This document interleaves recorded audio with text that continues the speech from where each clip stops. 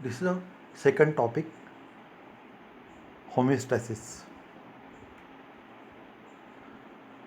When we see this fact, homeostasis has been recognized by Hippocrates as long as 400 BC, when we stated that the body possesses the means for its recovery from illness, that is homeostasis. There is a gap of about 1500 years between ancient civilization and the golden age of Indian and Greece. We don't know much about this dark interlude. This concept came from that of milieu interior that was created by Claude Bernard, which was published in 1865. Claude Bernard was a French physiologist who explained this term for first time, that means milieu interior. This is still the underlying principle of homeostasis today. Actually, the homeostasis coined from Greek word for same and steady refers to any process that living things use to actively maintain fairly stable conditions necessary for survival. However, is homeostasis defined by Walter Cannon in 1929. It is a property of a system, either open or closed, that regulates its internal environment and tends to maintain a stable, constant condition.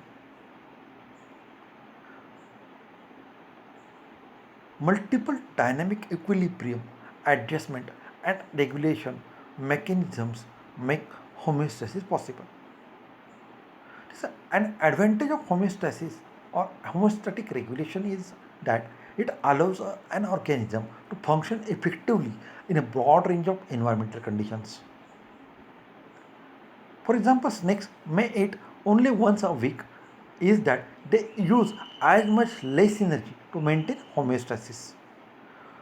These humans are warm blooded, maintaining a near constant body temperature. Thermoregulation is an important aspect of human homeostasis. This homeostatic regulation extends far beyond the control of temperature. When you see the sections of homeostasis, these are divided into three parts: internal environment, control system, and homeostasis proper. When you see the internal environment of a body, made up of number of factors like concentration of oxygen and carbon dioxide, pH of internal environment, concentration of nutrients and waste products, concentration of salt and other electrolytes, volume and pressure of extracellular fluid, etc. When you see this extracellular fluid transported through all parts of body in two stages. First, movement of blood through the body in blood vessel, while the movement of fluid between blood capillaries and intercellular spaces between the tissue cells. All the blood in the circulation traverse the entire circulation and average once each minute when the body is at rest.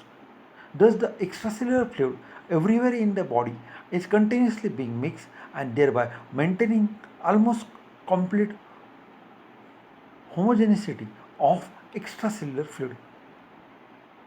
This regulation of body function are mainly by two systems, that is nervous system and hormonal system.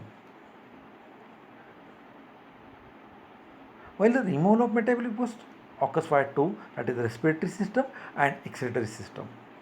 While the entry of nutrients into extracellular fluid is via GI system, that means gastrointestinal tract system and respiratory tract system. When we see the second part, that control systems. These control systems are divided into three parts, that means genetic control system, extrinsic control system and intrinsic control system. In our second part of this presentation of homeostasis, we will discuss these control systems in details.